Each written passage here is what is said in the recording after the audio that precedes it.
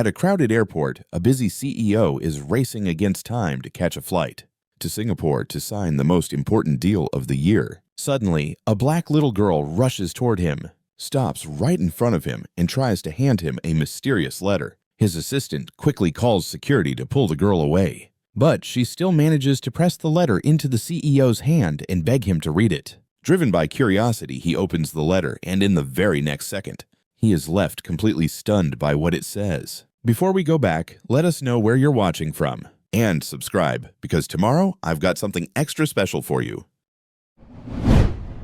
Nathan Crowley's Oxford shoes hit the terminal floor in rapid succession. Click, click, click, each step faster than the last. His rolling suitcase jerked behind him like a reluctant dog on a leash. He glanced at his watch. Again, 7:42 a.m. The voice in his earpiece crackled to life. Mr. Crowley gate's closing in 8 minutes. Security says they can't hold it past 7:50. Nathan didn't respond. He just moved faster, weaving between a family dragging 3 oversized bags and a businessman glued to his phone. The airport smelled like burnt coffee and recycled air. Fluorescent lights buzzed overhead. Somewhere behind him, his assistant Emma was struggling to keep up her heels, clicking in an uneven rhythm. Nathan, I'm serious. If we miss this flight, the Singapore deal? I know. He cut her off, his jaw tight. He always knew. That's why he was Nathan Crowley. That's why his name appeared in Forbes under 40 under 40. That's why venture capitalists returned his calls within the hour. He didn't miss flights. He didn't miss meetings. He didn't miss opportunities. His phone buzzed. A text from his COO investors are already in the conference room. Don't screw this up. Nathan's grip on the suitcase handle tightened. Sweat gathered at his collar despite the air conditioning. His eyes stayed locked on the gate number glowing in the distance, B17. Nothing else mattered. Not the crowds, not the noise. Just that gate and the flight that would take him to the deal that would secure his company's next funding round. He didn't see her, didn't notice the small figure standing motionless near the coffee stand, half hidden behind a departures board. Didn't catch the way those dark eyes had locked onto him the moment he'd entered the terminal. Didn't feel the weight of a 7-year-old's gaze tracking his every movement. But Aaliyah Reed saw him. She'd been standing there for 40 minutes watching every face that passed. Hundreds of faces. Thousands, maybe. Her small hands gripped a white envelope so tightly the edges had started to crumple. Her legs ached from standing. Her stomach was empty. She'd been too nervous to eat the granola bar her mom had packed. But when Nathan Crowley walked past the Starbucks kiosk, everything inside her went still. That's him. She'd memorized the photo her mom had shown her. The one from 7 years ago, creased and faded, kept in a shoebox under the bed. But this man looked different. Older. Sharper. His suit probably cost more than 3 months of their rent. His hair was shorter styled with product that caught the fluorescent lights. Everything about him screamed important and busy and don't waste my time. Aaliyah's heart hammered against her ribs. What if he says no? What if he doesn't remember? What if she watched him check his watch? Saw the tension in his shoulders. The way he moved like someone being chased by something invisible. Her mom's voice echoed in her head. Baby, you only get one chance. Don't let him walk away. Whatever happens, don't let him walk away. Aaliyah took a breath, then another. Her fingers adjusted their grip on the envelope, and she started running. She dodged around a woman pulling 2 small children, ducked under a businessman's briefcase. Her worn sneakers slapped against the polished floor. A security guard glanced her way, but didn't stop her, just another kid running to catch up with family. Nathan was moving fast, but Aaliyah was faster. She'd always been fast. Fastest in her grade during PE, even though some kids said it wasn't fair because she had long legs for a little kid. She used every bit of that speed now. She could see him clearly now. 20 feet. 15. 10. A rolling suitcase nearly took out her legs. She jumped it without breaking stride. 5 feet.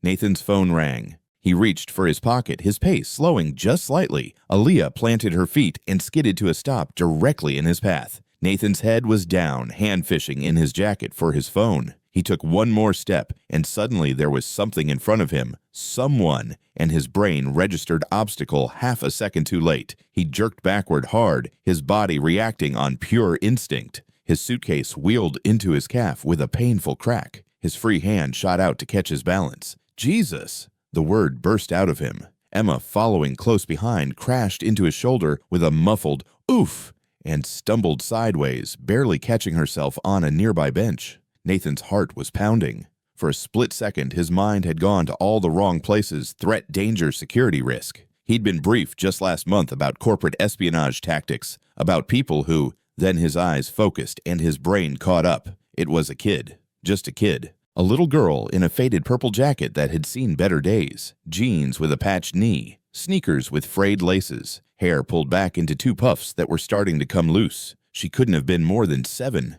maybe 8 years old, and she was staring up at him with the most intense expression he'd ever seen on a child's face. Not scared, not apologetic for nearly causing a collision, just determined. Like she'd just accomplished exactly what she meant to do. What the hell? Emma had recovered, one hand pressed to her chest. Kid, you can't just do… You have any idea how dangerous that is? Running in an airport, you could have gotten hurt. But the little girl wasn't looking at Emma. Her eyes stayed fixed on Nathan's face, searching, like she was confirming something. Nathan's pulse was still elevated, adrenaline making his hands shake slightly. He opened his mouth to say something he wasn't sure what, maybe ask if she was lost, maybe tell her to be more careful, but before he could speak, the girl straightened her spine. "Excuse me, sir." Her voice was surprisingly steady for someone so small, clear, formal almost. "My name is Hurried." She said it slowly, carefully, like the name should mean something to him. It didn't. Nathan glanced around, looking for a parent, a guardian, anyone who might be responsible for this child who just nearly knocked him flat in the middle of LAX terminal. "I need to give this to you." Aaliyah held out the white envelope with both hands, like she was presenting something sacred. "It's very important. Please." Up close, Nathan could see details he'd missed in his initial shock. The small scar above her left eyebrow, the way her jacket sleeves were just slightly too long, the purple nail polish on her small fingers chipped and faded. But mostly he noticed her eyes, dark brown, almost black, with an unsettling depth that seemed wrong for someone her age. "Listen, I don't know who you are or what this is about," Nathan started. "Nathan!" Emma's voice cut through. She was looking at her phone, her face pale. "We have 6 minutes. 6. Gate B, 17. If we don't move right now." "I know your flight is leaving soon." Aaliyah interrupted, and there was an edge of desperation creeping into her voice now. "I know you're busy. I know this seems crazy, but my mom said I had to find you. She said you're the only one who can help, and I had to. Kid, I'm sorry, but I don't have time for this." Nathan took a step to the side, preparing to go around her. "Whatever you're selling, or…" "I'm not selling anything." The words came out sharper than before. Aaliyah moved to block his path again, the envelope still extended. "Please, sir, just take the letter, that's all. Just take it and read it, and then you can go. Please." "Nathan, we need to leave. Now." Emma was already moving, grabbing Nathan's elbow. "I'm sorry, sweetie, but we have a very important flight to catch." "All flights are important." Aaliyah's voice cracked. "But my mom is… she's…" That's when Emma spotted them. 2 security officers making their rounds near the coffee stand. She didn't hesitate. "Excuse me. Officers, we need help over here." Nathan saw the change in Aaliyah's face instantly. The determination cracked. Fear flooded in, raw and real and immediate. Her eyes went wide. Her grip on the envelope tightened until her knuckles went pale. "No, please." Aaliyah's voice dropped to barely above a whisper. "Please, ma'am. I wasn't doing anything wrong. I promise. I just needed to give him the letter. That's all. I'm not trying to cause trouble. I swear I just…" The first officer, a thick-shouldered man with a gray mustache, reached them quickly. "What's the problem here?" "This child just ran into my client," Emma said, her voice tight with frustration. "Nearly knocked him over. We're late for a flight and she won't let us pass." "That's not… I didn't run into him." Aaliyah's voice was climbing, now panic making it shake. "I just needed to talk to him. My mom sent me. My mom is sick, and she told me I had to find him and give him this letter before he left because…" Okay, slow down." The officer's voice was calm but firm. He looked at Nathan. "Sir, do you know this child?" Nathan was still holding his suitcase handle, his mind trying to process what was happening. "No, I've never seen her before in my life." "Then we'll handle it." The officer reached for Aaliyah's shoulder. "Come on, sweetheart, let's go find your parents." "I already told you my mom couldn't come. She's too sick. That's why she sent me." Aaliyah tried to step back, but the officer's hand closed around her thin arm. "Please, you don't understand. I need to… We'll sort it all out, but you can't be running up to strangers like this." A second officer had arrived, younger, with sharp eyes that kept flicking between Aaliyah and Nathan like he was calculating threat levels. "Where's your mom now?" "At home, but—" "You came to the airport alone." The first officer's eyebrows went up. "How old are you?" 7, but that's not— "Nathan, come on." Emma was already 10 feet away, practically jogging toward the gate. 5 minutes. Nathan's feet wanted to move. His brain was screaming at him to go. The Singapore deal. The investors. His company's entire Q4 strategy hinged on this meeting. But something kept him rooted in place. Maybe it was the way Aaliyah had said her name, like he should know it. Maybe it was the fear in her eyes when she saw the security officers. Maybe it was just the wrongness of the whole situation. A 7-year-old girl alone in an airport, desperate to deliver a letter to a stranger. "I'm sorry," Aaliyah was saying, her voice breaking now as the officers started to pull her away. "I'm so sorry, I didn't mean to scare anyone. My mom said this was important. She said I had to make sure." The second officer had joined in, now his hand on her other arm. Not rough, but firm. Final. "Let's go, sweetheart. We'll call your mom and—" "No." The word came out of Aaliyah like something tearing loose. She twisted hard, yanking one arm free for just a second. The envelope flew from her hand, whether she threw it or dropped it. Nathan couldn't tell, but it sailed through the air in a perfect arc. Nathan's hand shot out on reflex. He caught it. The paper was warm, slightly damp from where she'd been gripping it. He could feel the outline of something inside a single sheet folded. Aaliyah stopped struggling. The officers had both her arms now, but she'd gone still, her chest heaving, tears starting to streak down her cheeks. But she wasn't looking at the officers. She was looking at Nathan, at the envelope in his hand. "Please," she whispered. "Please just read it." "Nathan." Emma's voice distant now, almost at the gate. 4 minutes. Nathan's thumb slid under the envelope flap. It wasn't sealed, just tucked in. "Sir, you don't have to," one of the officers started, but Nathan was already pulling out the paper. A single sheet of lined notebook paper folded once. The handwriting was shaky, rushed, like it had been written by someone whose hand wouldn't stop trembling. He unfolded it. He read the first 2 lines. The terminal tilted. Every sound, the announcements, the rolling luggage, the thousands of voices compressed into a single high-pitched ringing in his ears. The paper shook in his hands. His vision blurred at the edges. He couldn't breathe, couldn't think. Couldn't he read it again? "Nathan, I'm dying. Aaliyah is yours. I should have told you 7 years ago, Brielle." The blood drained from Nathan's face so fast he actually swayed on his feet. The envelope slipped from his other hand and hit the floor. His mouth opened, but no sound came out. 7 years. 7 years. His eyes snapped up from the letter. The officers were 15 feet away now, Aaliyah between them, being pulled toward the security office. She'd stopped crying, just watching him over her shoulder with those impossible eyes, those eyes that were exactly the same shade as his own. "Sir." One of the officers was looking back at him, now must have seen something in his face. "Sir, do you know this child?" Nathan's throat worked. Once, twice. When he finally spoke, his voice came out as barely more than a rasp. "Stop!" The word cracked through the terminal like a gunshot. Everyone within 50 feet froze. A businessman mid-stride. A mother reaching for her toddler's hand. Emma at the gate entrance spinning around with her mouth open. The security officers stopped. Nathan took 1 step forward, then another. His legs felt like they were made of something other than bone and muscle. The letter was still gripped in his shaking hand. "Let her go." The senior officer's brow furrowed. "Sir, we're just trying to—" "I said let her go." Nathan's voice was different now. Lower, harder. The voice he used in boardrooms when he needed someone to understand that he wasn't asking. Right now, there was a beat of absolute silence. The officer looked at his partner, then back at Nathan, then down at Aaliyah. His hands dropped to his sides. Aaliyah stumbled forward half a step, catching herself. She rubbed her arms where they'd gripped her, her eyes never leaving Nathan's face. Emma came running back, her heels clicking frantically on the floor. "Nathan, what the hell are you doing? We have literally 3 minutes before that gate closes, and if we miss this flight, cancel it." Emma blinked. "What?" "The flight." Nathan couldn't tear his eyes away from the little girl standing in front of him, from the curve of her nose, from the way she stood with her weight slightly on her left foot. Details he hadn't noticed before but saw clearly now. "Cancel the flight." "You cannot be serious." Emma's voice rose to a pitch that made several people look over. "The Singapore deal, the investors have been planning this for 6 weeks. Nathan, they're going to—" Call Marcus. Nathan finally looked at his assistant. His face must have shown something, because Emma took an involuntary step back.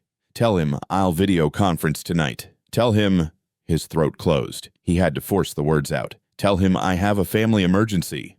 A family emergency? Emma stared at him like he'd started speaking a foreign language. Nathan, you don't even have... She stopped. Her eyes dropped to Aaliyah, then back to Nathan's face, back to Aaliyah.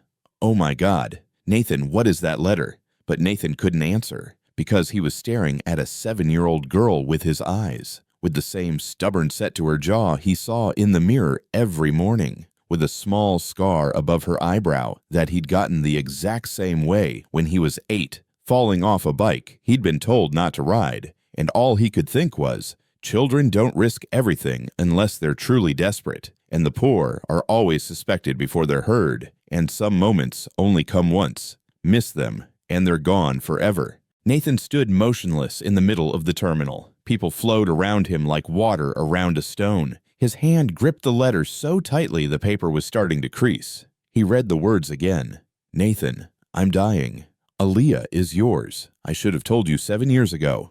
Brielle. The handwriting slanted to the right, shaky in places. Some letters were darker than others, like the pen had been pressed down hard, then lifted, then pressed again, like the hand holding it had been trembling. Nathan's eyes moved to the next lines. The doctors say I have maybe 2 months, maybe less. I can't walk anymore without help, can't work, can't pay rent next month. I know I have no right to ask you for anything. I know what I'm doing is unfair. But Aaliyah has no one else.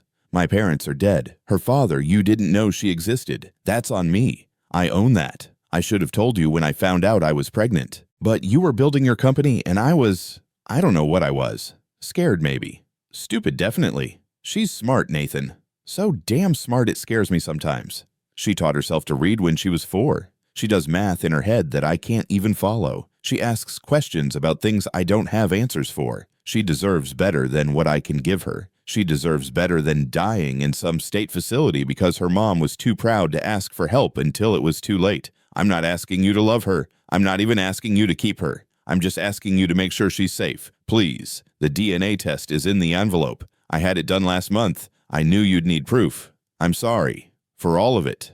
B. Nathan's vision blurred. He blinked hard once, twice. The words swam on the page. DNA test. He reached into the envelope with numb fingers, pulled out a second sheet, official letterhead, laboratory results, his name, Aaliyah Reed's name, a percentage that made his knees weak. 99.97% probability of paternity. The paper slipped from his fingers, fluttered to the ground. His mind was fragmenting, trying to process too much at once. Failing. Sir? The security officer's voice seemed to come from very far away. Are you all right? Do you need to sit down? Nathan didn't answer, couldn't answer, because his brain had just kicked into a different gear. Memory, flashback, involuntary and visceral. 7 years ago. The apartment in Brooklyn. Brielle sitting at the small kitchen table picking at leftover Chinese food that had gone cold. The clock on the microwave read 11:47 p.m. Nathan coming through the door at midnight, loosening his tie phone still pressed to his ear. No, tell them we need the revised projections by Monday, or the VC meeting gets pushed back. I don't care if Brielle looking up. Not angry, just tired. So tired. Yeah, I'll be in the office by 7. We need to... Nathan finally noticing her, covering the phone. Hey, sorry this call's running long, don't wait up. I wasn't waiting up. Her voice flat, empty. You said you'd be home at 8. I know, something came up with the investor deck, and hold on. Back to the phone. Yeah, I'm here. Send me the updated numbers and I'll review them tonight. Brielle standing, scraping her untouched food into the trash. Her hands were shaking slightly. Brie, I'm sorry, okay? This deal is huge. Once we close Series A, things will calm down. You said that about the seed round. She wasn't looking at him, just washing her plate with slow mechanical movements. And before that, you said it about getting the first client. And before that, this is different. It's always different. 2 months later, same apartment, Nathan packing a bag, 5 a.m., trying to be quiet. Brielle appearing in the bedroom doorway, eyes red, Chicago again, just for 3 days, 4 max. We're meeting with potential partners and I'm pregnant. The words hitting the air like a physical thing. Heavy, unavoidable. Nathan's hands freezing on the zipper of his suitcase. Silence. 10 seconds. 20. Nathan, when did you, are you sure? 3 tests. All positive. More silence. Nathan's mind racing. Series A closing in 6 weeks. Product launch in 8. The Chicago meeting could mean West Coast expansion. Could mean, we need to talk about this. His voice coming out wrong. Distant, like he was already halfway out the door. Yeah, we do. But I have to catch this flight. The team is counting on me. Can we when I get back? We'll sit down and figure this out, okay? Brielle's face doing something complicated, something that looked like hope dying. Sure, when you get back. But he could hear it in her voice. She already knew he wouldn't be back. Not really. Not in any way that mattered. 3 weeks later, the final conversation. Nathan home for once. Really home. Sitting across from her on the cheap IKEA couch they'd bought together when they first moved in. I can't do this. Brielle's voice steady. Decided. I can't raise a child with someone who's never here. I'm building something, Brie. I'm building our future. No. You're building your future. And that's fine. That's your choice. But I can't keep waiting for you to show up. I can't keep hoping you'll choose me over the next meeting, the next deal, the next opportunity. That's not fair. You knew how important this company was when we started dating. I knew you were ambitious. I didn't know you'd be absent. I'm doing this for us. Are you? Her eyes meeting his, challenging. Or are you doing this because you're terrified of being ordinary, because you're running from something and you won't tell me what it is? That hitting too close. Nathan standing up, defensive. I'm not running from anything. I'm running towards something. There's a difference.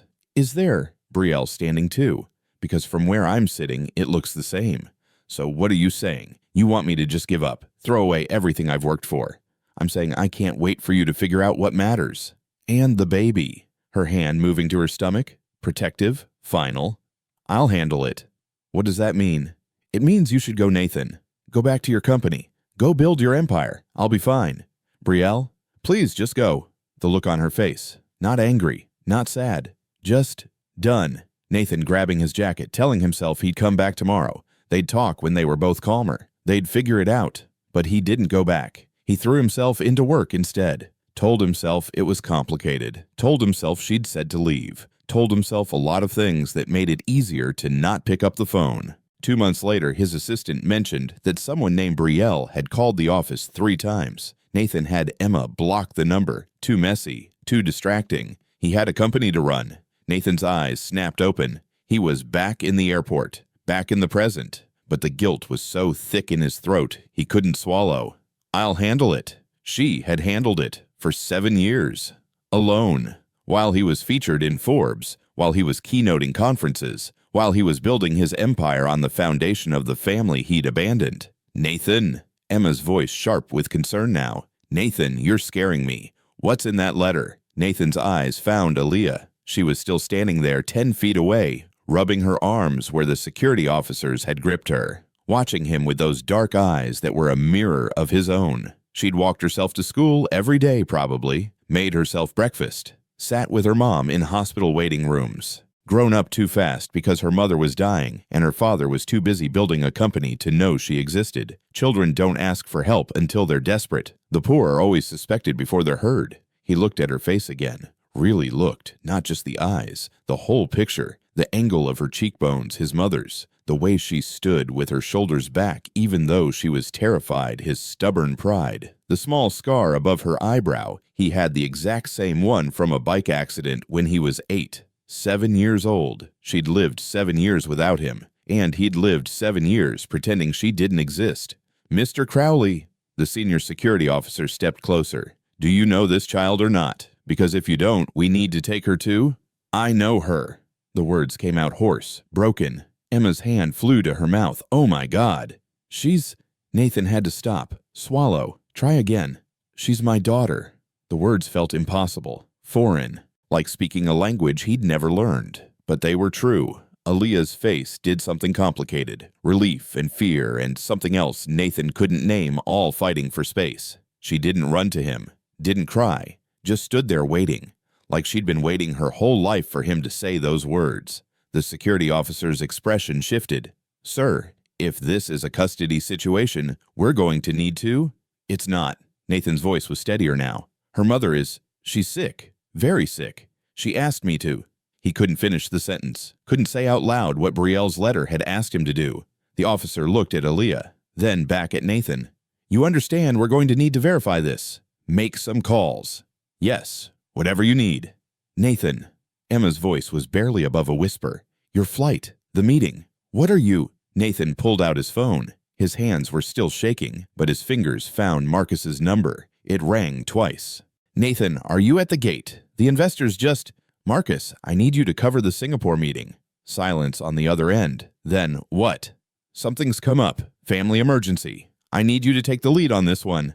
Family emergency? Nathan, you don't have… Marcus stopped himself. What kind of emergency? Nathan looked at Aaliyah, at the way she was hugging herself, at the purple nail polish on her small fingers, at the 2 long sleeves of her jacket, the kind that can't wait. His voice cracked on the last word. Jesus. Okay, I'll handle Singapore, but Nathan, the investors are going to want to know. Tell them I'll video conference tonight. Tell them whatever you need to tell them. I trust you. Another pause. Are you sure you're okay? No. The word came out before Nathan could stop it. No, I'm not, but I will be. I have to be. He ended the call, looked at Emma. Go home. Take the rest of the day. I'll call you later. Emma's eyes were wide, confused. Nathan, I don't understand what's happening. I have a daughter. Saying it out loud made it real, made it impossible to take back. I have a 7-year-old daughter, and I didn't know she existed until 5 minutes ago, and her mother is dying, and His throat closed. I need to go see her, right now. Emma's face went through several emotions in rapid succession. Shock, disbelief, something that might have been pity. Oh God, Nathan, I'm so sorry. I didn't when I called security. I thought, it's fine. You didn't know. I didn't know. The senior officer cleared his throat. Mr. Crowley, we still need to… I understand. Do whatever you need to do. But I'm not leaving without her. Nathan's eyes went back to Aaliyah. We're going to see her mother. Together. Aaliyah's face crumpled just for a second. Then she pulled it back together with a control that broke Nathan's heart. Is she going to be okay? Aaliyah's voice was so small. Mom, is she going to be okay? Nathan had no idea how to answer that, had no idea what okay even meant in this situation, but he knelt down, slowly, until he was at her eye level. I don't know, he said quietly, but I'm going to do everything I can to help her. I promise. Aaliyah studied his face, looking for something. Truth, maybe, or proof that he wouldn't disappear again. You promise, her voice wavered. You won't just leave. The question hit Nathan like a physical blow, because she shouldn't have to ask that. She shouldn't have to doubt it, but she did, because he'd already left once.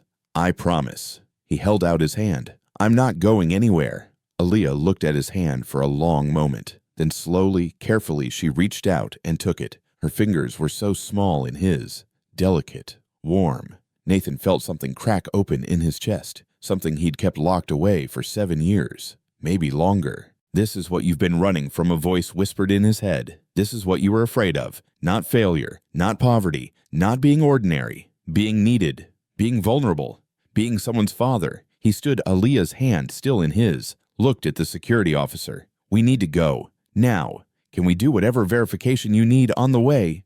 The officer hesitated, then nodded. I'll need the mother's address, and we'll need to make contact with her to confirm the situation. Of course. Nathan pulled out his phone again. Aaliyah, what's your address? 20 minutes later, Nathan sat in the back of a rideshare, Aaliyah beside him, his mind racing faster than the car cutting through LA traffic. The security officer had taken Brielle's address, made a call, confirmed that yes, there was a Brielle Reed at that address. Yes, she'd sent her daughter to find Nathan Crowley. Yes, she was aware of the situation. The officer's face had gone carefully neutral after that call, professional. But Nathan had seen something flicker in his eyes. Pity, maybe. Now they were heading east, away from the airport, toward an address in a neighborhood Nathan had never been to, probably never would have gone to if not for this. Aaliyah sat very still beside him, her hands folded in her lap. She hadn't said much since they'd left the airport, just answered questions when asked, gave directions when needed. Nathan's phone buzzed. A text from Marcus: investors are pissed, but they'll deal. Video conference at 8 p.m. your time. You better have a good explanation. He didn't respond. What was he supposed to say? Sorry, just found out I have a kid I didn't know existed, and her mom is dying, so the multi-million-dollar deal will have to wait another buzz. His father, your assistant, said you missed the Singapore flight. Call me. Nathan's jaw clenched. He turned off his phone. Are you mad? Aaliyah's voice was quiet, uncertain. Nathan looked at her. What? About the flight. And the meeting. Are you mad that I made you miss it? Jesus. She was 7 years old and apologizing for existing. No. Nathan's voice came out rougher than he intended. No, I'm not mad at you. Not even a little bit. Mom said you were really important, that you probably wouldn't have time for… She trailed off, looking down at her hands. For what? For me. The words hung in the air between them, simple, devastating. Your mom was wrong. Nathan had to force the words past the lump in his throat. Nothing is more important than this. Than you. He wasn't sure if that was true. Wasn't sure if he believed it himself. But he needed her to believe it. Needed her to know that whatever happened next, she wasn't a burden. Even if his brain was still screaming at him about quarterly projections and investor relations and the Singapore deal that could make or break their expansion plans. Aaliyah looked up at him. Really? Really? She studied his face for a long moment, then so quietly he almost didn't hear it. Okay. The car turned onto a street lined with old apartment buildings, paint peeling, chain link fences, a bodega on the corner with bars on the windows. Nathan's chest tightened. This was where his daughter had grown up, where Brielle had been raising her alone while he'd been in his downtown high-rise, worrying about things that suddenly seemed very small. It's the blue one, Aaliyah said, pointing. 3rd floor, apartment 3C. The driver pulled up to the curb. Nathan paid, added a tip that probably confused the guy, and got out. The building was worse up close. Cracked concrete steps, a front door that didn't quite close all the way, the smell of old cooking and mildew. Aaliyah led him up the stairs without hesitation, like she'd done this 1,000 times, which she had, Nathan realized, every day, while he'd been taking elevators in glass towers. 3rd floor, a narrow hallway with flickering lights. Aaliyah stopped in front of a door marked 3C in faded brass numbers. She looked up at Nathan. She doesn't like people to see her when she's sick. She'll probably be upset that I brought you. It's okay. Nathan wasn't sure that was true, but he said it anyway. Aaliyah pulled out a key on a string around her neck, unlocked the door, pushed it open. Mom, I'm back. And I brought someone. The apartment was small. Smaller than Nathan's walk-in closet. One main room that served as living room, dining room, and kitchen. A narrow hallway that probably led to a bedroom and bathroom. But it was clean. Obsessively clean. Everything in its place. Dishes drying in a rack by the sink. A small table with 2 chairs. A couch that had seen better days, but was covered with a throw blanket that looked handmade. And sitting on that couch, wrapped in another blanket despite the warmth of the day, was Brielle. Nathan's breath caught. She looked wrong. That was the only word for it. Like someone had taken the Brielle he remembered and hollowed her out. Her skin was gray-tinged, her cheekbones too sharp, her eyes sunken. She'd lost at least 30 pounds, maybe more. But when those eyes met his, they were still her. Still the woman who used to laugh at his terrible jokes. Still the woman who'd believed in him when his company was just an idea scribbled on a napkin. Hi, Nathan. Her voice was rough, thin. Long time. Nathan couldn't speak, couldn't move, just stood in the doorway like an idiot while his daughter closed the door behind them. I told you not to go. Brielle's eyes moved to Aaliyah, but there was no anger in her voice, just exhaustion. Baby, you could have gotten in so much trouble. I was careful. Aaliyah went to her mother, climbed onto the couch carefully, like she was afraid of hurting her. And it worked. He came. I can see that. Brielle's hand moved to stroke Aaliyah's hair. A gesture so instinctive, so full of love that Nathan had to look away. His eyes landed on the small table. Pill bottles, at least a dozen of them, some empty, some half full. Next to them, a stack of papers, bills from the look of it, medical bills. One was marked Final Notice in red letters. You can sit down, Brielle said, or don't. I imagine you want to say a lot of things to me right now. Nathan finally found his voice. How long? How long have you been sick? Brielle's hand stilled in Aaliyah's hair. Does it matter? Yes, she sighed. Started noticing symptoms about a year ago. Got the diagnosis 8 months ago. Started treatment 6 months ago. Ran out of money 3 months ago. Now we're here. So, matter of fact. like she was describing a grocery list instead of her own death sentence. "What is it?" Nathan asked. "What's the diagnosis?" "Aggressive form of MS, multiple sclerosis." Brielle shifted slightly, wincing. "Normally it's manageable, but I got unlucky. My case is progressing fast, real fast. There are treatments. That cost money I don't have." Brielle's voice hardened slightly. "I tried Nathan, applied for assistance programs, Medicaid, charity care, but I make just enough at my job I should say, since I can't work anymore to disqualify for most programs, but not enough to actually afford the treatments." "You should have called me." "Should I have?" Brielle's eyes met his, challenging. "What would you have done? Dropped everything, flown back here? Or would you have sent a check and gone back to your important meetings?" The accusation stung because it was probably true. 6 months ago, if Brielle had called, Nathan would have been annoyed at the interruption, would have sent money, sure, but wouldn't have come himself, wouldn't have wanted to deal with the mess. "I would have helped." "You're helping now." Brielle's hand moved back to Aaliyah's hair. "That's all I'm asking. Not for me. I'm past help. But for her." Aaliyah's face did something complicated. She pressed closer to her mother. "Don't say that," Aaliyah whispered. "You're not past help. The doctor said if you got the new treatment—" "Baby?" Brielle's voice was gentle but firm. "We talked about this. But if Mr. Crowley helps, if he pays for—" Aaliyah, sharper now.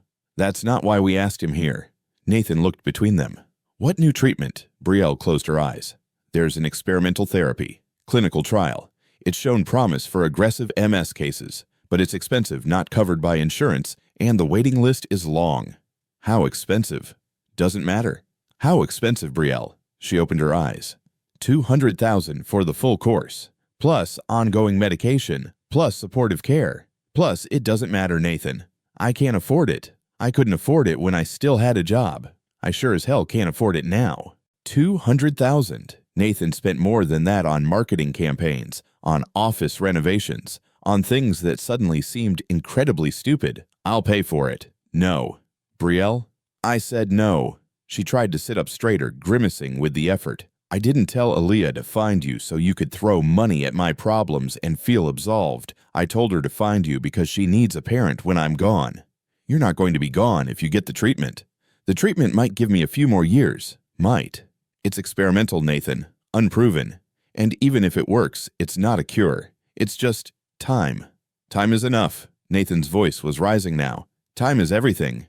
How can you just—" "Because I'm tired," Brielle's voice cracked. "I'm so tired, Nathan. Tired of fighting. Tired of scraping by. Tired of watching my daughter grow up in this—" She gestured around the tiny apartment. "Tired of being sick and scared and alone." Aaliyah made a small sound. Brielle immediately pulled her closer. "Not alone," Brielle corrected softly. "I have my amazing girl, my brilliant, brave girl, but Aaliyah needs more than I can give her now. She needs stability, security, a future that doesn't depend on whether or not I can get out of bed in the morning." Nathan knelt down in front of the couch, eye level with Brielle. "Then let me give her that," he said quietly. "Let me give both of you that. Get the treatment, fight, give yourself a chance, and I'll make sure Aaliyah has everything she needs, whether you're here or not." Brielle's eyes filled with tears. Why would you do that? You don't know her. You don't know me anymore. We're nothing to you. You're not nothing." The words came out fierce, certain. "You were never nothing. And she—" Nathan looked at Aaliyah, at his daughter. "She's everything, even if I didn't know it until today." Brielle stared at him, searching his face for something. Truth, maybe, or proof that he meant it. "I can't pay you back. I'm not asking you to.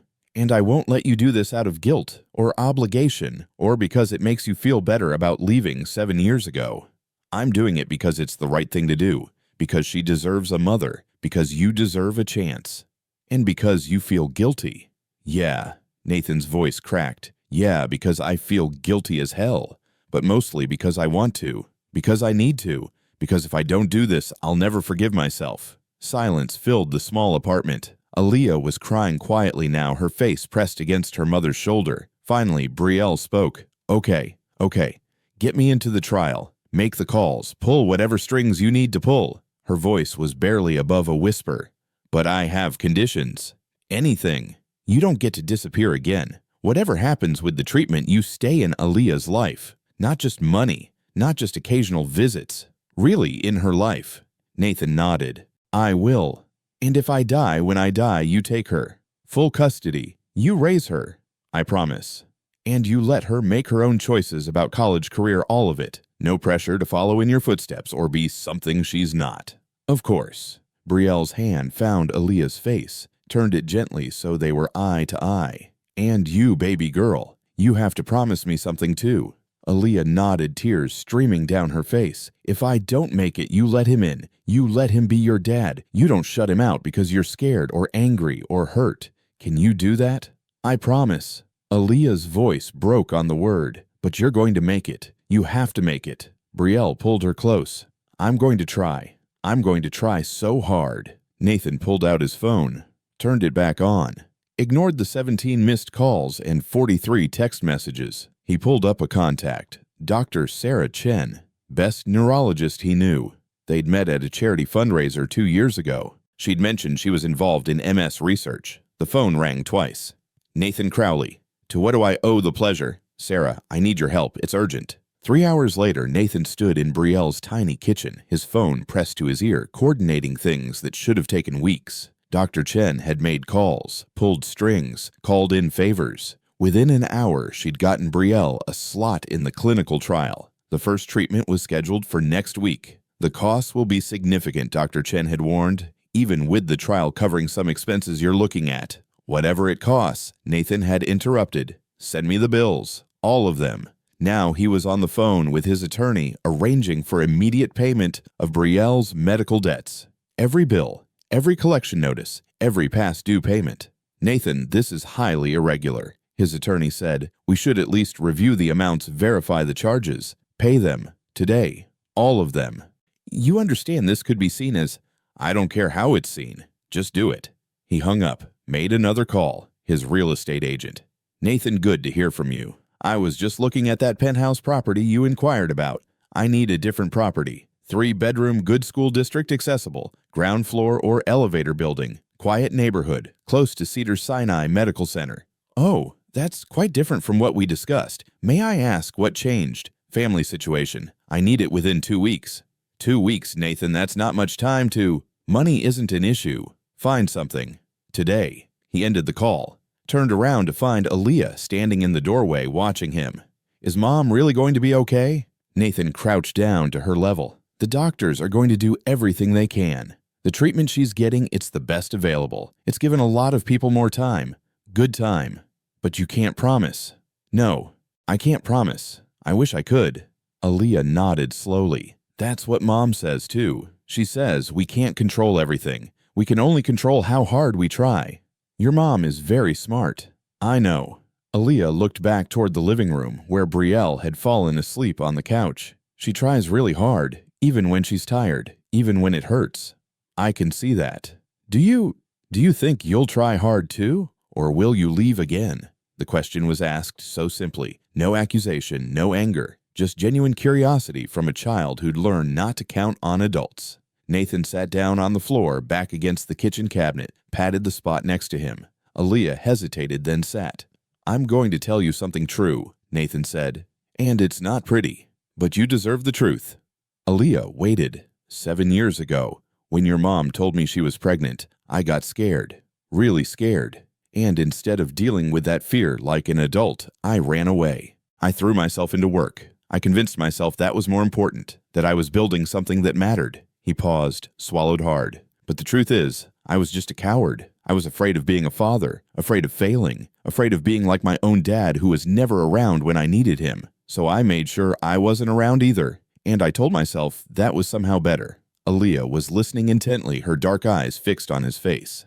I can't undo that. Nathan continued, I can't get back the 7 years I missed. Your first words, your first steps, your first day of school. All of it gone, because I was too scared to stay. But you came today, Aaliyah said quietly. Yeah, I did. Why? Nathan thought about that. Because you didn't give me a choice. Because you were braver than I've ever been. You walked into that airport alone. You found me in a crowd of thousands. You made me stop, made me look, made me see what I'd been running from. I was really scared, Aaliyah admitted. When the security guys grabbed me, I thought I failed, thought you'd leave before you read the letter. What made you so sure I'd read it? Aaliyah shrugged. I wasn't sure, but Mom said, she said you used to be a good person before you got so busy. She said maybe there was still some of that person left, and I had to try. Because what if she was right? You used to be a good person before you got so busy. The words hit Nathan like a punch to the gut because Brielle was right. He had been different once, before the company, before the success, before he'd convinced himself that being important meant being absent. Your mom was right, Nathan said. And I'm going to prove it. Not with words, with actions. I'm going to be here. For her. For you. Every day. Even when it's hard. Even when I don't know what I'm doing. Which honestly is going to be most of the time. Aaliyah studied him. You really don't know how to be a dad, do you? Not even a little bit. That's okay. She scooted a little closer. Mom says nobody knows how to be a parent until they try. She said she was terrified when I was born, thought she'd break me or something. Did she? Nope. I'm not broken. Nathan felt something crack open in his chest, something warm, painful, real. No, he said softly. You're not broken. You're amazing. And that's all her. She did that, all by herself. She had help sometimes. Mrs. Chen downstairs watches me sometimes. And Mr. Rodriguez at the bodega gives us extra food when Mom doesn't have enough money. And Miss Jackson at school makes sure I eat lunch even when I forget my lunch card. Each name was a small indictment, a reminder of all the people who'd been there for his daughter when he wasn't. They sound like good people. They are. But Mom says, Aaliyah's voice got very small. Mom says when she's gone, I can't stay with them.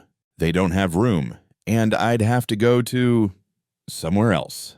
Foster care. That's what Brielle had been afraid of. That's why she'd sent Aaliyah to find him. You're not going to foster care, Nathan said firmly. You're coming to live with me.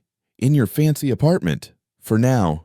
But I'm getting a different place. Somewhere with room for you. And your mom when she's feeling better. Aaliyah's eyes went wide. Really big enough for all of us. Yeah, big enough for all of us. With a room just for me. With a room just for you. You can decorate it however you want. Aaliyah was quiet for a moment. Then, can I paint one wall purple? Mom always said we couldn't paint because the landlord would charge us. You can paint every wall purple if you want. A small smile appeared on Aaliyah's face, the first real smile Nathan had seen from her. Just one wall is okay. Purple is my favorite, but too much would be weird. Nathan laughed. Actual laughter. It felt strange. Foreign. Like a language he'd forgotten how to speak. One purple wall it is. Aaliyah leaned against his shoulder. Just slightly. Testing. Nathan put his arm around her. Carefully. Afraid he'd do it wrong. But she relaxed into him. And something in Nathan's chest that had been frozen for 7 years began to thaw. Hey, Nathan. Aaliyah's voice was muffled against his shoulder. Yeah.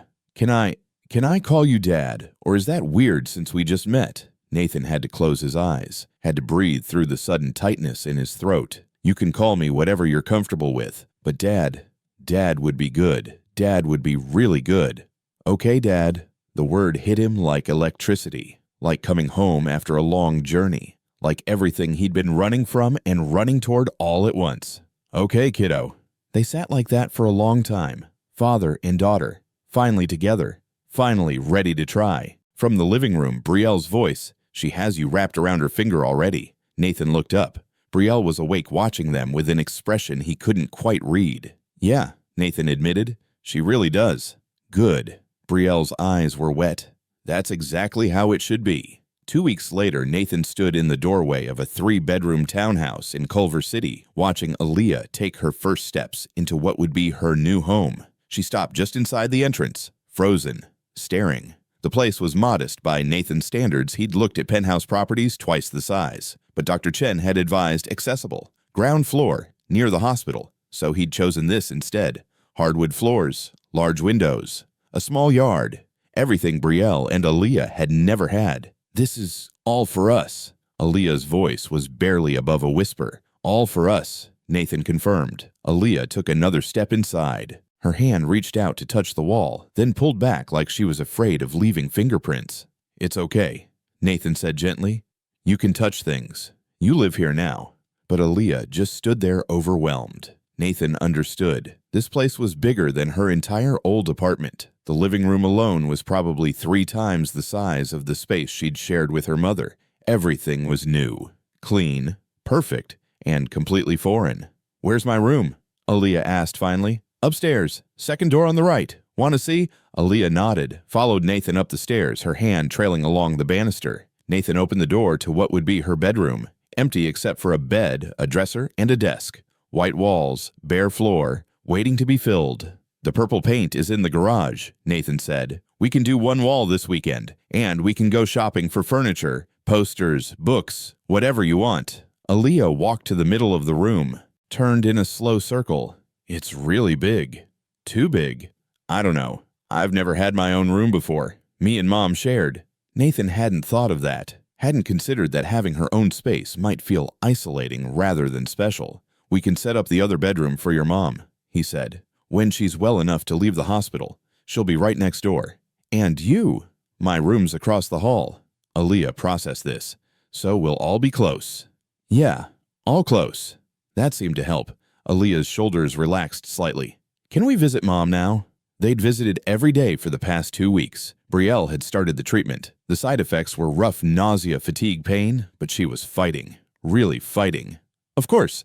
Let me just grab my keys." On the way out, Aaliyah paused by the refrigerator. Brand new, stainless steel, completely empty except for water bottles and some juice boxes Nathan had bought without really knowing what kids drank. She pulled something from her backpack, a piece of paper, unfolded it carefully.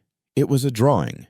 Crayon on construction paper, 3 stick figures holding hands, one tall with dark hair, one medium with curly hair, one small with puffs. Above them, a house, not detailed, just a basic square with a triangle roof. The word family was written across the top in careful, uneven letters. Aaliyah looked at the drawing, then at the refrigerator, then at Nathan. "Can I put this up?" "You don't need to ask permission. This is your home." Aaliyah pulled a magnet from her pocket. She'd brought it from the old apartment, pressed the drawing carefully against the refrigerator door, smoothed out the edges, stepped back to look at it. "There," she said softly. "Now it's home." Nathan felt his throat tighten. This enormous house, all this space, all this expensive furniture waiting to be delivered, and it took a crayon drawing to make it feel like home. "Yeah," he managed. "Now it's home." The next few days were an education in how little Nathan actually knew about being a parent. He learned that 7-year-olds needed structure, bedtimes, mealtimes, routines that didn't involve checking email every 5 minutes. He learned that making breakfast was harder than it looked. The first morning he'd burned toast and undercooked eggs. Aaliyah had eaten it anyway, too polite to complain. By day 3, Nathan had mastered scrambled eggs and had a standing order with a local bakery for fresh bread. He learned that bath time required specific temperature water, not too hot, not too cold, a certain brand of shampoo, the one that didn't sting eyes, and apparently you were supposed to check for monsters under the bed afterward, every night. "There's no such thing as monsters," Nathan had said the first time Aaliyah asked him to check. "I know," Aaliyah had replied seriously, "but it makes me feel better when you look anyway." So he looked. Every night. He learned that homework was a thing, even for second graders, and that math worksheets were frustrating when you couldn't remember how you'd learned it 25 years ago. "Why is this so complicated?" Nathan muttered, staring at a word problem about trains leaving stations at different times. "Mom says math is just puzzles," Aaliyah offered. "You just have to find the pattern." She was right. Of course she was right. By the end of the week they had a system. Nathan would read the problem. Aaliyah would explain what it was asking. Together they'd solve it. He learned that second graders had opinions about everything. What to wear, what to eat, what TV shows were acceptable, what music was too old. "This song is from the 90s, Aaliyah had said, wrinkling her nose when Nathan played one of his old playlists. "The 90s were cool. The 90s were before I was born. That's basically ancient." He learned that kids asked questions, constantly, about everything. Why is the sky blue? How do planes fly? Where do thoughts come from? Why don't we have a dog? That last one came up a lot. "We just moved in," Nathan would say. "Let's get settled first." But Aaliyah was persistent. "Mom always said no because the apartment didn't allow pets. But this house has a yard, and dogs are good for kids. I read it in a book." She'd read it in a book. Of course she had. By the end of the second week, Nathan was exhausted in a way that board meetings and investor pitches had never made him. But it was a different kind of exhaustion, the kind that came from actually being present, actually participating in someone else's life. And somewhere in the chaos of burned dinners and homework battles and bedtime negotiations, something shifted. Aaliyah started leaving her backpack by the door without being asked, started setting her own place at the table, started asking, "What are we having for dinner?" instead of waiting to be told. Small things. But they mattered. She was starting to believe this was real, that Nathan wasn't going to disappear, that this was actually home. One evening, Nathan was working in his home office. He'd set it up in the spare bedroom downstairs. Laptop open, reviewing quarterly reports, trying to catch up on the work that had piled up over the past 2 weeks. His phone rang. Marcus. "Tell me you're coming back to the office soon," Marcus said without preamble. "The investors are getting antsy. They want FaceTime. And the Singapore deal is stalling because they want to meet with you personally, not just video chat." Nathan rubbed his eyes. "I know. I'm working on it. Work faster. I can hold things together, but this isn't sustainable. You're the face of this company. People want Nathan Crowley, not his second in command." "I understand. Give me 1 more week." A knock on the door. Aaliyah in her pajamas, clutching a book. "Dad, it's bedtime. You said you'd read to me." Nathan looked at his daughter, then at the screen full of emails, then at his phone. "Marcus, I have to go." "Nathan, we're in the middle of—" "I have to go. We'll talk tomorrow." He hung up, closed the laptop. "Sorry, kiddo. Lost track of time. What are we reading tonight?" Aaliyah held up the book. Something about a mouse and a motorcycle. They'd started it 3 nights ago. Nathan followed her upstairs, got her settled in bed, opened to the bookmarked page. He was a terrible reader, stumbled over words, did terrible character voices, couldn't seem to find the right rhythm. But Aaliyah didn't care. She just snuggled into her pillow, eyes getting heavy listening. By chapter 3, she was asleep.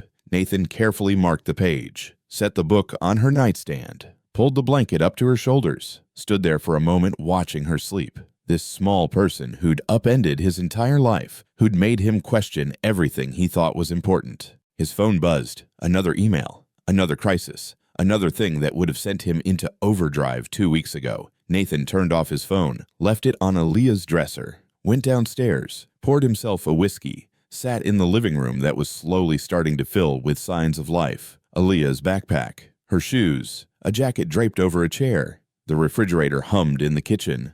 On its door, held by a single magnet, a crayon drawing of a family. His family. For the first time in 7 years, maybe longer, Nathan Crowley felt like he was exactly where he was supposed to be. "You're doing it wrong." Nathan looked up from the book in his hands. Aaliyah was propped up on her pillows, arms crossed, trying very hard not to smile. "What do you mean I'm doing it wrong? I'm reading the words." "Yeah, but you're reading them boring. You have to do voices." Nathan glanced down at the page. Some fantasy book about dragons and knights. There were at least 6 different characters in this chapter alone. Voices. Mom always did voices. The dragon sounds scary. The princess sounds fancy. The knight sounds brave. Aaliyah demonstrated each one with impressive range. Nathan attempted a dragon voice. It came out somewhere between a frog and a broken vacuum cleaner. Aaliyah giggled. Actually giggled. "That was terrible. I told you I'm bad at this. Try again. But like, deeper. And with more grr." Nathan tried again. Still not great, but marginally better. Better. Aaliyah settled back into her pillows. "Keep going." So Nathan kept going, fumbling through character voices, making up accents that made no sense. At one point, he made the princess sound like a pirate by accident, which sent Aaliyah into a fit of laughter. Dad, pirates aren't princesses. This one is. She's a rebellious princess. Ran away to sea. That's not in the book. Maybe it should be. This story could use more pirates.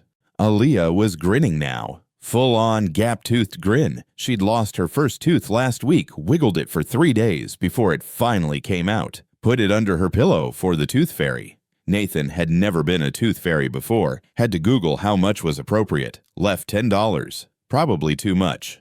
Aaliyah had been thrilled. "Okay, fine," Aaliyah conceded. "The princess can be part pirate, but just in our version, not the real book. Deal." They read another chapter, then another. Nathan's dragon voice got progressively more ridiculous. His knight sounded vaguely British. His wizard ended up sounding like his old college roommate for some reason. But Aaliyah didn't care. She was engaged, asking questions, predicting what would happen next, her eyes getting heavier with each page but fighting sleep because she wanted to know how the chapter ended. Finally, mid-sentence, her eyes closed and stayed closed. Nathan finished the sentence anyway, marked the page, set the book down carefully. He should leave, go back to work. He had 3 conference calls scheduled for tomorrow morning, a presentation to review, a proposal to read. But instead he stayed, sitting on the edge of Aaliyah's bed watching her sleep. Her face was so peaceful like this. The worry that seemed to permanently live in her eyes, even when she smiled, was gone.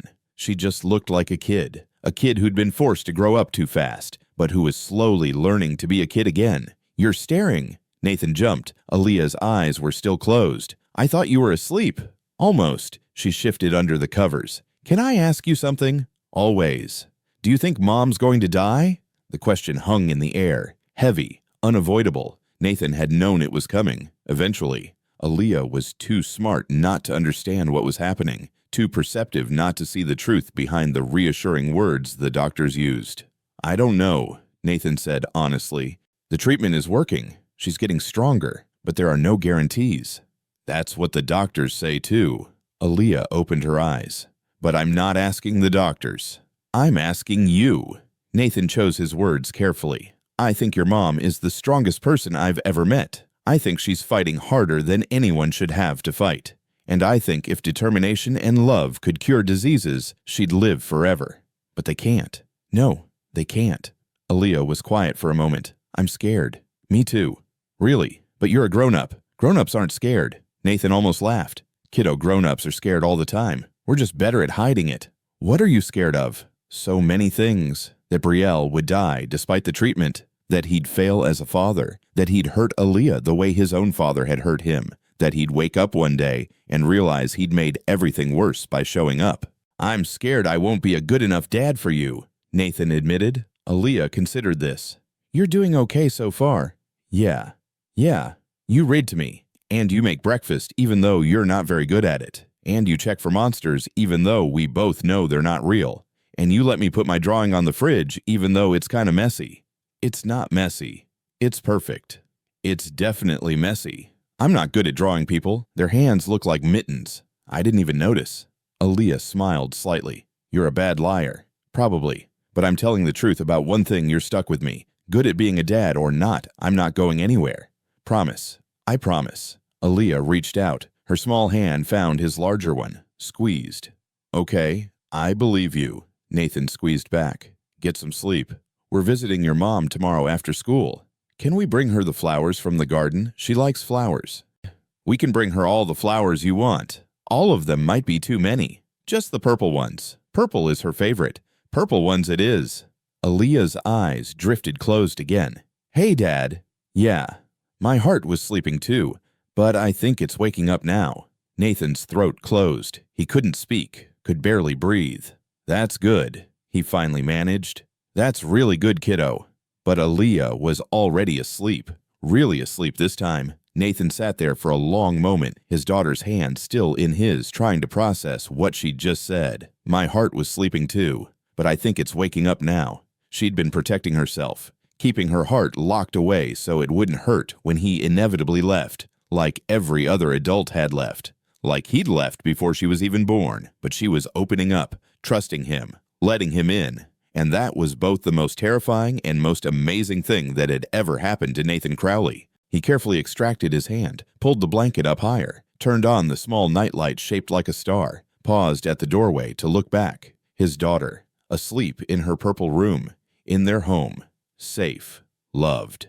"Good night, Aaliyah," he whispered. "Sweet dreams." He closed the door halfway. She liked it open a crack and headed downstairs. His laptop was still on the coffee table, work still waiting, the world still turning. But for the first time in his adult life, Nathan Crowley walked past his laptop without opening it. Instead, he picked up a book, not a business book, not a biography of some successful CEO, just a novel, something light, something that had nothing to do with quarterly earnings or market share or investor relations. He read until his eyes got heavy, until the stress of the day melted away. And when he finally went to bed, he slept better than he had in years. The call came at 4:47 a.m. Nathan was awake instantly, phone to his ear, heart already racing. "Mr. Crowley," Dr. Chen's voice, calm, professional, but with an undercurrent that made Nathan's blood run cold. "We need you at the hospital, now." "What happened is Brielle. She's stable, but there's been a complication.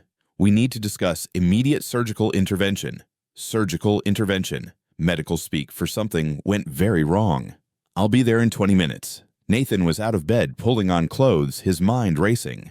Complication. What kind of complication? The treatment had been working. Brielle had been getting stronger. She'd walked from her bed to the chair yesterday without help, had smiled, had joked about the terrible hospital food. He paused outside Aaliyah's room, debate raging in his head. Wake her up, leave her sleeping, take her with him, leave her here. He couldn't leave her alone. She was 7. Nathan pushed open her door gently. "Aaliyah. Hey kiddo, wake up." Aaliyah's eyes opened slowly, confused. "Dad, what's wrong?" "We need to go to the hospital. Your mom needs us." All the sleep vanished from Aaliyah's face instantly. She was out of bed, pulling on clothes, moving with the kind of practiced efficiency that broke Nathan's heart. This wasn't her first emergency, probably not even her 10th. "Is she dying?" Aaliyah's voice was steady, too steady. "I don't know. The doctor said there was a complication." "What kind?" She didn't say. "We'll know more when we get there." They were in the car 7 minutes later. Nathan drove faster than he should have, ran 2 red lights, didn't care. Aaliyah sat in the passenger seat, too young to sit there legally, but Nathan needed to see her, needed to know she was okay. Her hands were folded in her lap. Her face was calm, but Nathan could see the white of her knuckles, the way she kept swallowing, the slight tremor in her jaw. "She's tough," Nathan said. "Your mom is the toughest person I know. I know. She's going to fight. I know. And whatever happens, we're together. You and me. We're a team." Aaliyah nodded, didn't speak. Nathan wasn't sure she could. They reached the hospital. Nathan parked illegally. Didn't care about that either. Dr. Chen met them in the waiting area. Her face was serious. "Thank you for coming so quickly." "What happened?" Dr. Chen glanced at Aaliyah. "Perhaps we should speak privately." "She stays." Nathan put his hand on Aaliyah's shoulder. "Whatever you have to say, she deserves to hear it." Dr. Chen hesitated, then nodded. "All right, Miss Reed experienced a severe episode during the night. Seizure activity. We managed to stabilize her, but imaging shows significant inflammation in the spinal cord. If we don't operate immediately to reduce the pressure, there's a high risk of permanent paralysis. Or worse." "Operate how?" "Spinal decompression surgery. It's high risk. There are significant complications, possible infection, bleeding, damage to the cord itself, but without it, she'll die." Aaliyah's voice, small but certain. Dr. Chen looked at the little girl. "Yes, most likely." "And with the surgery?" Nathan asked. 50-50 chance of full recovery, 30% chance of partial recovery with ongoing deficits, 20% chance of not surviving the procedure. Nathan felt the floor shift under his feet. "Can I see her?" "She's being prepped for surgery now. You have maybe 5 minutes." They followed Dr. Chen through corridors that smelled like disinfectant and fear, to a room where Brielle lay on a gurney, an IV in her arm monitors beeping steadily. Her eyes found Aaliyah immediately. "Hey, baby girl." Aaliyah rushed to her side, grabbed her mother's hand. "Mom, I'm okay. I'm going to be okay." Dr. Chen said there's only a 50% chance. Dr. Chen is being conservative. "I'm going to beat those odds. You know why. Why? Because I'm not done being your mom yet. Not even close." Tears were streaming down Aaliyah's face now. "You promise?" Brielle's eyes flickered. "I promise I'm going to fight harder than I've ever fought for anything." "How's that?" "Not good enough. You have to promise you won't die." "Baby, promise Mom. Please." Brielle's face crumpled. "I can't promise that. I wish I could, but I can't."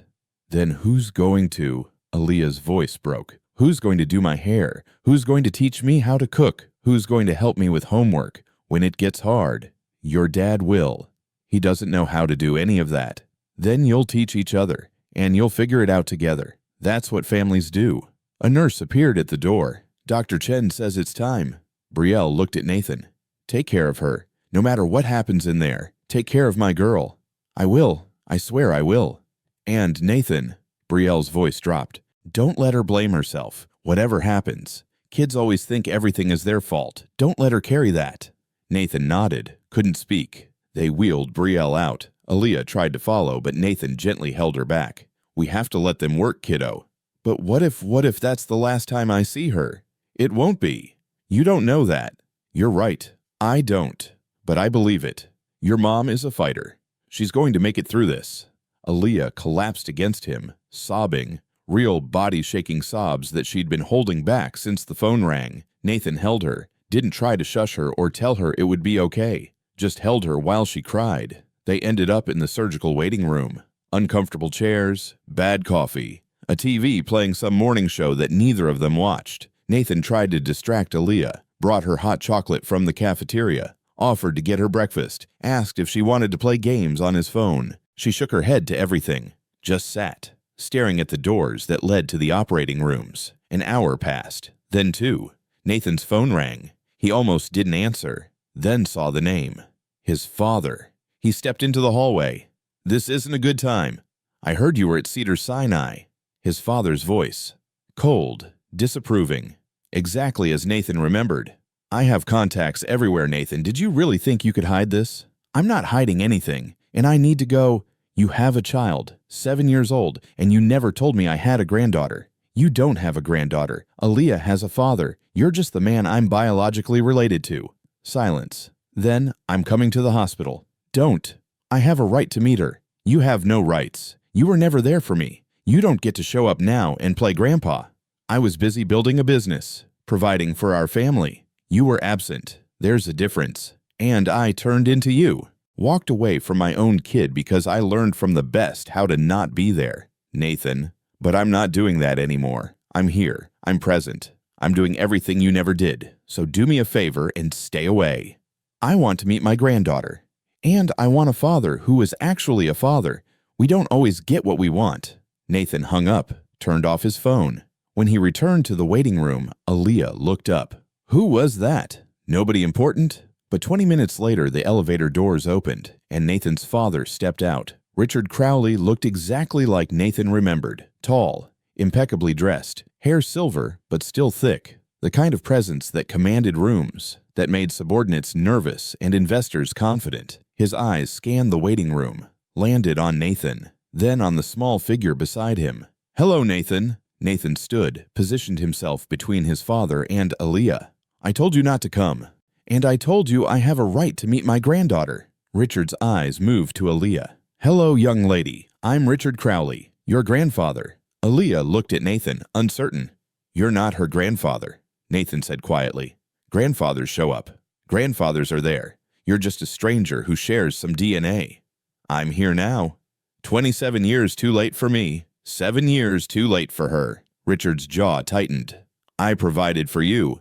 Private schools, college tuition, connections that helped you start your company. Money isn't the same as being there. I learned that the hard way. Watching you choose board meetings over my baseball games, business trips over my birthdays, everything else over me.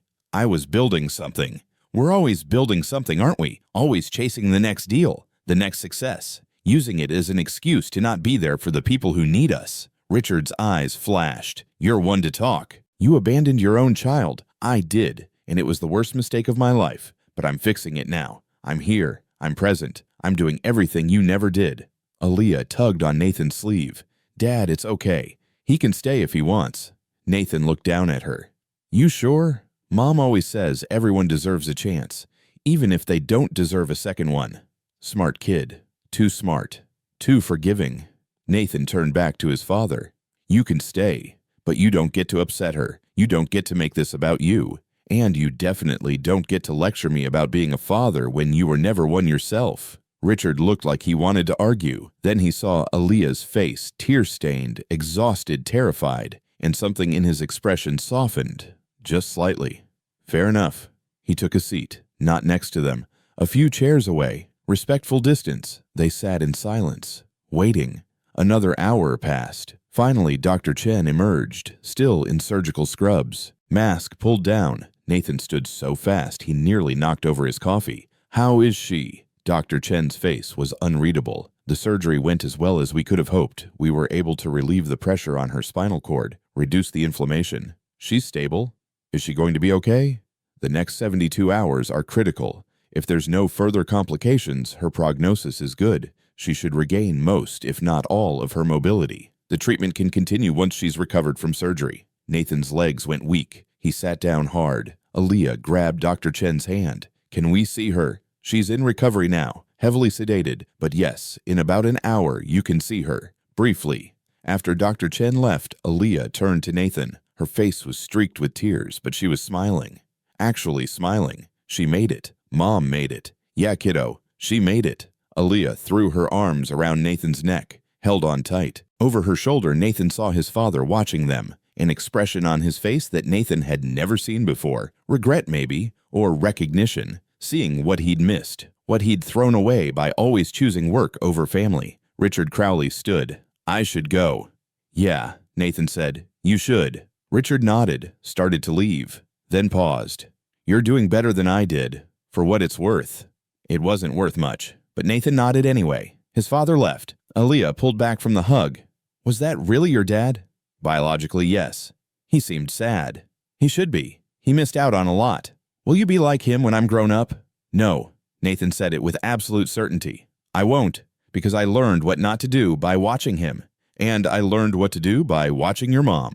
Aaliyah seemed satisfied with that answer. She settled back into her chair, rested her head on Nathan's shoulder.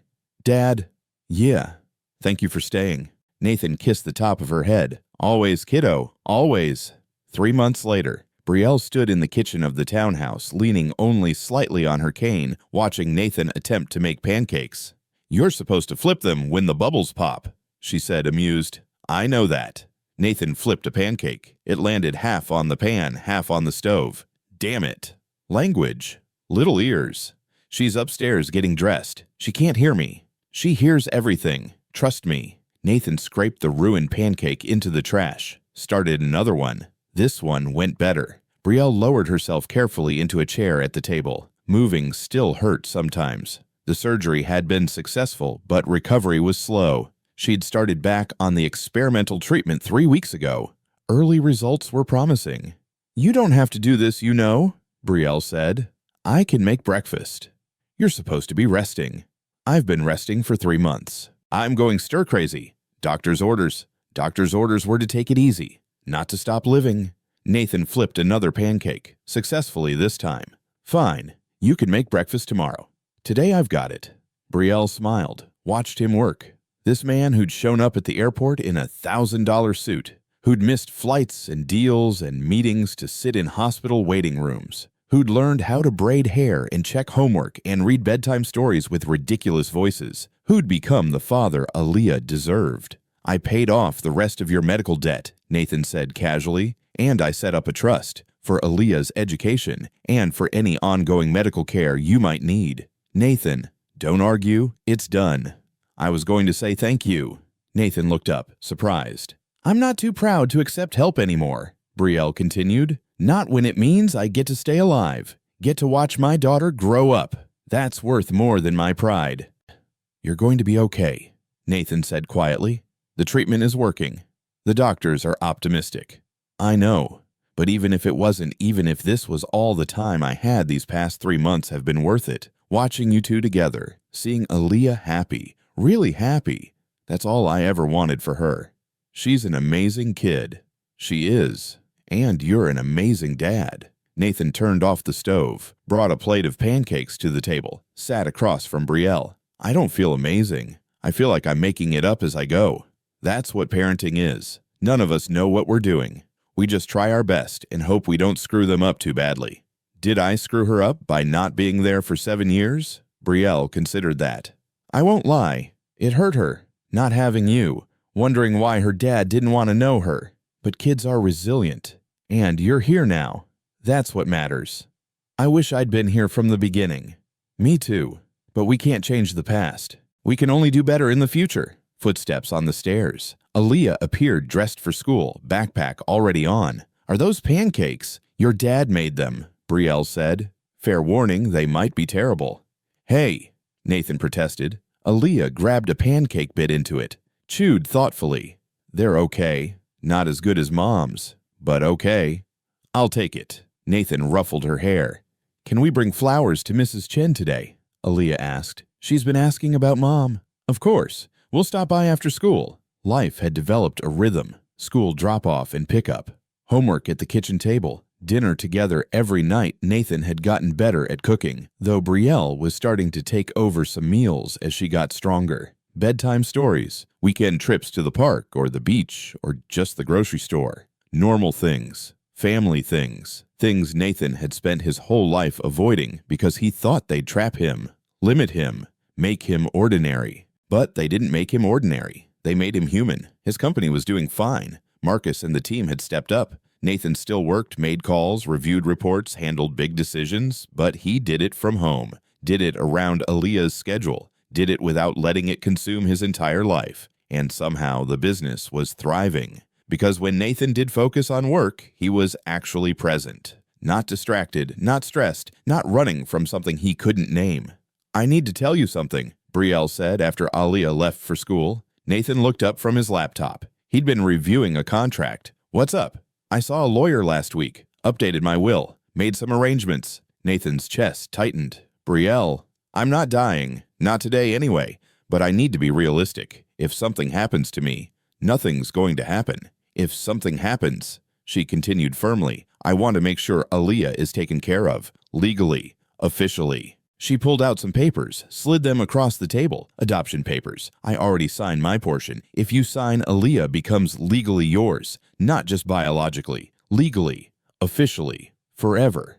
Nathan stared at the papers. His name. Aaliyah's name. Legal language that boiled down to one simple truth. "I choose to be her father."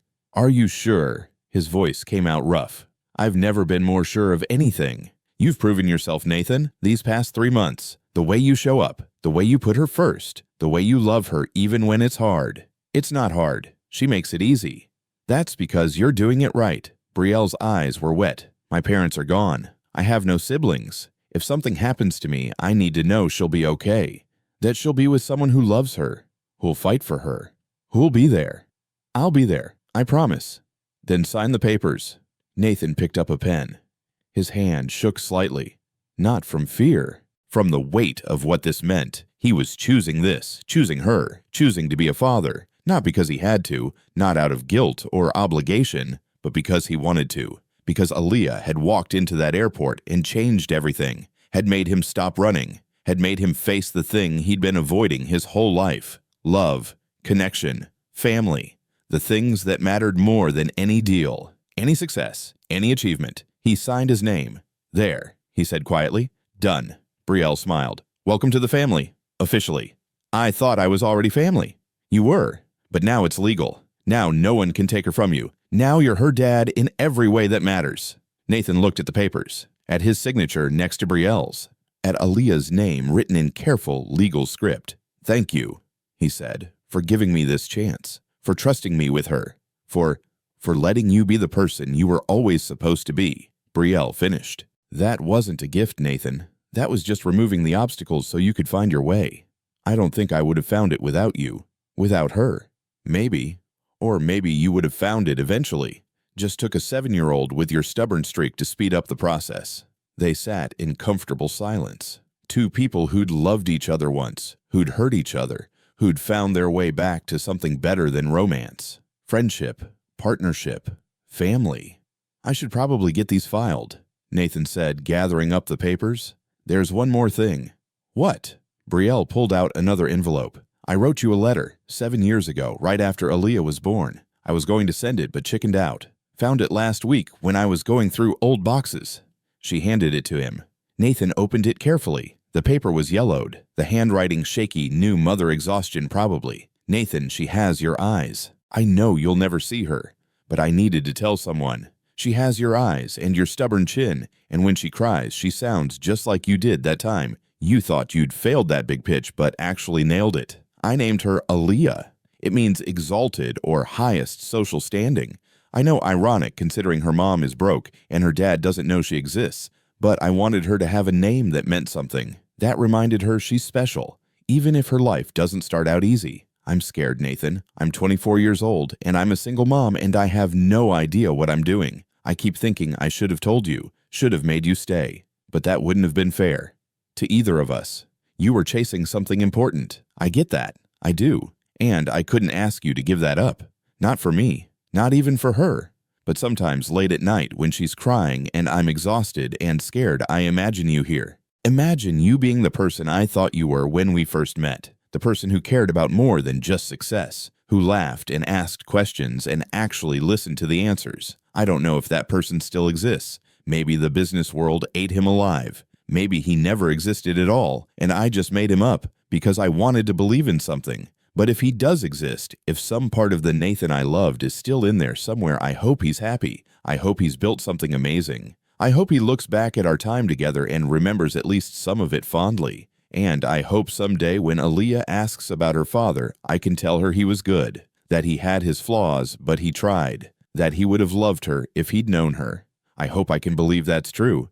Brielle Nathan couldn't see the page anymore. His vision was too blurred. Did you? Brielle asked softly. Build something amazing. Nathan looked up at her, then around the kitchen, at the refrigerator with Aaliyah's drawings, at the table where they did homework, at the evidence of a life being lived, a family being built. Yeah, he said. I did. Just took me a while to figure out what amazing actually meant. Brielle smiled. Better late than never. That evening, after dinner, after homework, after the bedtime routine that had become sacred, Nathan stood in Aaliyah's doorway. She was already under the covers waiting for him to read the next chapter of their current book, some series about kids with superpowers. Can I tell you something before we read? Nathan asked. Sure. He sat on the edge of her bed. Your mom and I signed some papers today. Legal papers that make me officially your dad, not just biologically, but legally, in every way. Aaliyah sat up. What does that mean? It means no matter what happens, you're mine, and I'm yours, forever. It means no one can take you away. It means we're family, really officially family. We were already family. I know, but now it's extra official. Aaliyah processed this. So you're my real dad now, not just my biological dad? I'm your real dad in every way that matters. She was quiet for a moment. Then, can I tell you something? Always. At school, we had to draw our families, and I drew you and me and Mom, and Katie, she sits next to me, said that wasn't a real family because you and Mom aren't married, and I got mad and told her families don't have to look the same. That family is the people who love you and take care of you and show up. Nathan's throat tightened. You're absolutely right. So this, she gestured between them, this is a real family, the realest family I've ever had. Aaliyah smiled, settled back into her pillows. Okay, good. Now can we read I Want to Know If Derek Gets His Flying Powers Back? Nathan laughed, picked up the book. Derek is definitely getting his powers back. The author telegraphed it 3 chapters ago. Dad, no spoilers. I didn't spoil anything. I'm just saying the narrative structure suggests, la la lay, I can't hear you. Nathan grinned, started reading, did his terrible character voices, made Aaliyah laugh with his even worse sound effects. And somewhere in the middle of chapter 12, Aaliyah fell asleep with a smile on her face. Nathan marked the page, pulled up the blanket, turned on the nightlight. Good night, Aaliyah, he whispered. I love you. He said it every night now, even though she was asleep, even though she couldn't hear him, because he needed to say it, needed her to know it, needed the universe to hear him claim this love, this family, this life he'd almost missed. Downstairs, Nathan poured himself a drink, sat in the living room that had transformed from empty space to home. His phone buzzed. Marcus Singapore deal closed. Contract signed. We're officially expanding to Asia. Nathan typed back, fantastic work. Take the team out to celebrate. Charge it to the company card. Marcus, you're not going to fly out for the celebration. Nathan looked toward the stairs, toward the room where his daughter slept. Nope, I have plans. Marcus, since when do you have plans that don't involve work? Nathan smiled. Since I figured out what actually matters. He set down his phone, looked at the refrigerator in the kitchen, at the drawing held by a single magnet, 3 stick figures holding hands, family, written across the top in crayon, from a glance in an airport, from a desperate child's courage, from a dying woman's last hope. A family was born, not perfect, not conventional, but real. And that was enough, more than enough. It was everything. Join us to share meaningful stories by hitting the like and subscribe buttons. Don't forget to turn on the notification bell to start your day with profound lessons and heartfelt empathy.